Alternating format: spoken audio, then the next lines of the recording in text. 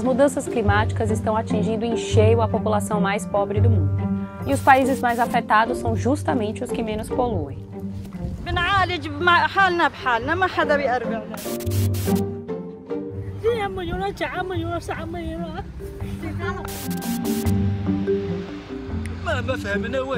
No Brasil, as mudanças climáticas já se manifestaram em 2021 na onda de frio que atingiu o país em julho, principalmente no sul e no sudeste. No Nordeste brasileiro, as mudanças climáticas também estão deixando a caatinga mais quente e seca, segundo o geólogo Washington Franca Rocha, professor da Universidade de Feira de Santana, na Bahia. E em meio a isso tudo, a população mais pobre brasileira é bastante afetada. Isso porque as mudanças climáticas acabam aumentando a incidência de temporais em algumas regiões do país, por exemplo, e trazendo risco de deslizamento para bairros mais pobres. E existe ainda os efeitos do calor extremo para trabalhadores do campo e trabalhadores urbanos que atuam em áreas abertas, caso da construção civil e dos garis, e a menor oferta de água potável e de peixes em rios e lagoas que secam, por exemplo.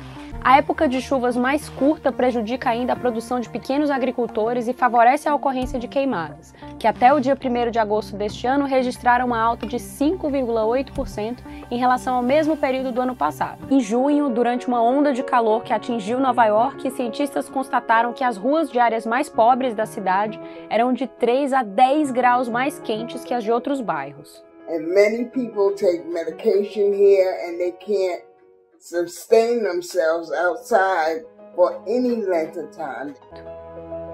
A milhares de quilômetros dali, em Serra Leoa, a prefeita da capital do país tenta reverter esse processo. Trees are life. The role they play in our ecosystem can't be overstated. O plano da administração é plantar 1 milhão de árvores na cidade e nos arredores em 2 anos. Até agora, 1/4 da meta foi cumprida. Além de oferecer sombra, a vegetação retira o excesso de umidade do solo, o que se reflete em temperaturas mais amenas e menos enchentes. Pesquisas apontam que pessoas que vivem em áreas com pouca vegetação têm 5% mais chances de morrer por causas relacionadas às altas temperaturas. Cientistas da Universidade de Stanford, nos Estados Unidos, dizem que as mudanças climáticas também abalam economias mundo afora. Na Nigéria, por exemplo, a estimativa é que o desempenho da economia hoje é 29% menor do que o potencial por conta do impacto das mudanças no clima. No caso do Brasil, esse número é de 25% e no da Índia, a projeção de perdas chega a 31%. Os incêndios de 2018 em Paradise, na Califórnia, provocaram uma onda de migração para a cidade de Chico, que fica a 23 quilômetros dali. De volta à Serra Leoa, o clima também está tirando o sustento de algumas famílias. Over 6% of our national population are farmers, subsistence farmers. With the effects of climate change means it rains when it shouldn't and it doesn't rain when it should, and people's crops fail. And because their livelihoods disappear, they flock to the city looking for a better life. We don't have the infrastructure to absorb those people. So what you see happening is massive deforestation of our hillsides. Na cidade de Nova York, no bairro do Queens, uma família do Nepal foi encontrada morta no porão em que vivia após a residência ser alagada. The poor are definitely disproportionately impacted. Novas pesquisas indicam que crianças que nascerem em países ricos vão ver 2 vezes mais eventos climáticos extremos que seus avós, enquanto as que nascerem em países pobres verão 3 vezes mais.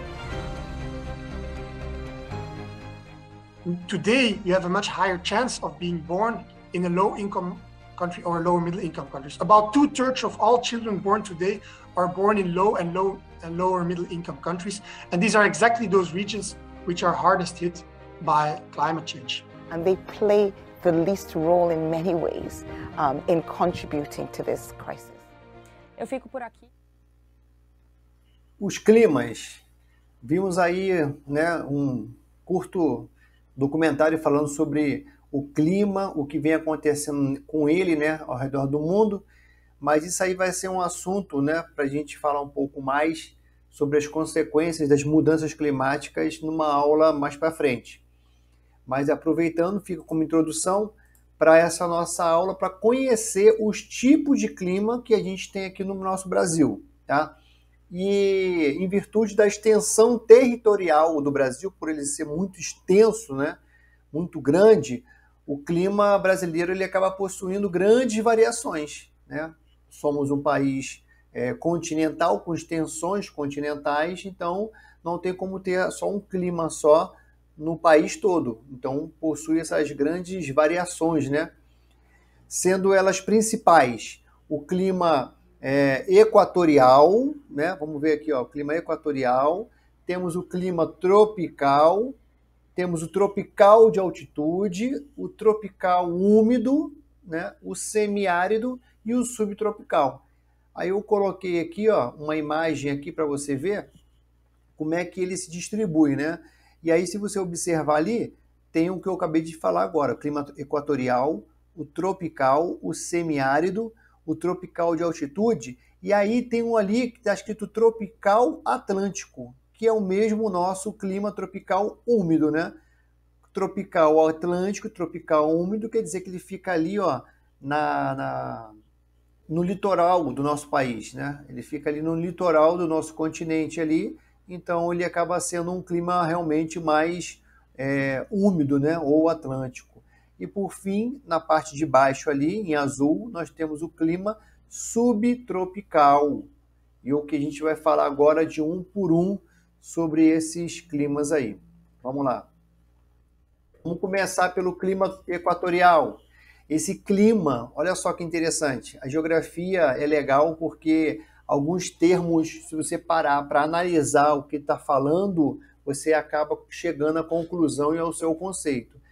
Um clima equatorial é porque ele é predominantemente na área ali da linha do Equador, equatorial, Equador, né? E esse clima ele é identificado em quase todos os estados da nossa região norte, né, do nosso Brasil, além da parte do Mato Grosso, Maranhão, né? E essa característica climática dele é por conta da sua elevada temperatura, né? É bem quente, a sua grande umidade por conta da floresta, né? A gente está longe do oceano, mas tem a floresta, né? Aí causa grande umidade, uma baixa amplitude térmica, que isso quer dizer que a sua variação de temperatura ela não oscila muito, né?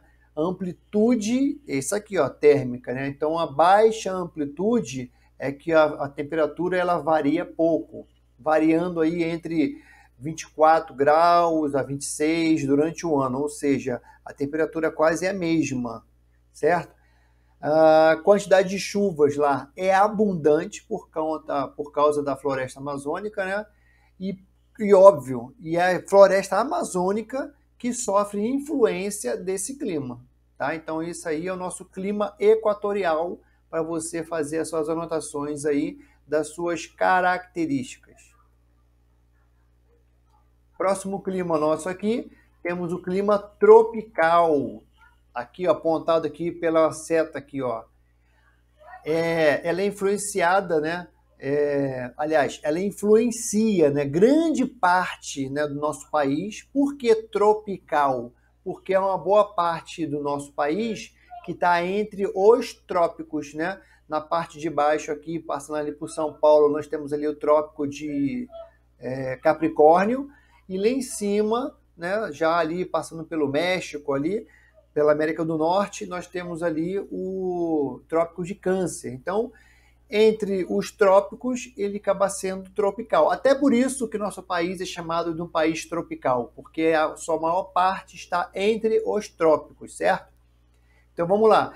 Então esse clima, ele influencia grande parte no nosso centro do nosso país, especialmente ali o centro-oeste, né? Inclui ainda parte do Maranhão, Piauí, Ceará, Bahia, parte de Minas Gerais, né? Geralmente as suas temperaturas elas são elevadas, ou seja, quente em boa parte do ano, né? Em média de 24 graus centígrados. A sua amplitude térmica ela oscila, né, entre 5 e 6 graus por ano, quer dizer, se está ali 20, ele pode chegar a 30, 25, ele pode chegar a 30, se está 25, pode chegar a 20, né? Então também tem uma amplitude térmica que varia aí entre 5 e 6 graus durante o ano. A quantidade de chuva gira em torno de 1.500 milímetros, né, por ano, né, com duas estações muito bem definidas, né, que é uma seca, né, de maio a setembro, e a outra chuvosa, de outubro a abril. Né? É só lembrar como é que é o nosso clima aqui em Brasília, né, aqui no Centro-Oeste. São duas estações bem definidas, né, a nossa seca e a nossa bem chuvosa.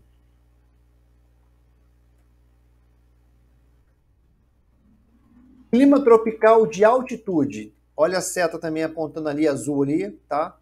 Esse clima, a gente encontra ele nas regiões serranas e de planaltos. Aí se você observar, no Centro-Oeste ele tem duas manchinhas também ali, meio laranjada ali, além do Centro-Oeste ali, né?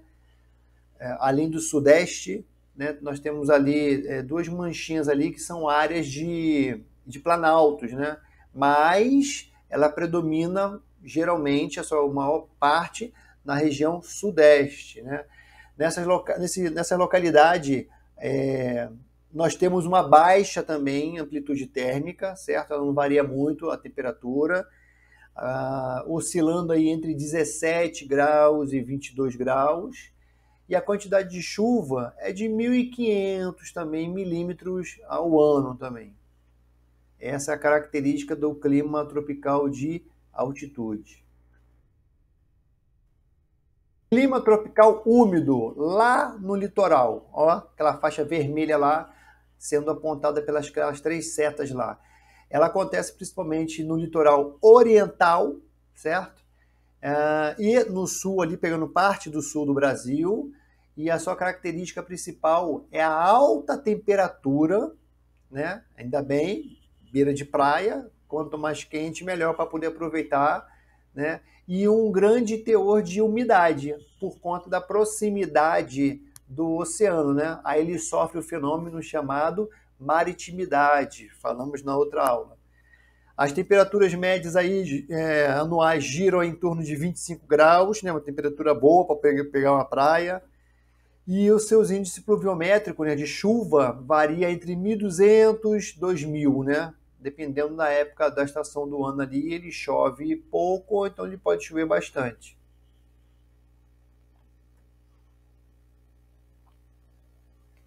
Clima semiárido. Observa ali, ó, aquela mancha verde ali com a setinha no meio do sertão ali, ó. Ele é típico da região do Nordeste, né? Especialmente, como mostra ali a imagem ali, bem no interior do Nordeste. É um lugar conhecido como polígono da seca, né, por conta da sua escassez de chuva, né?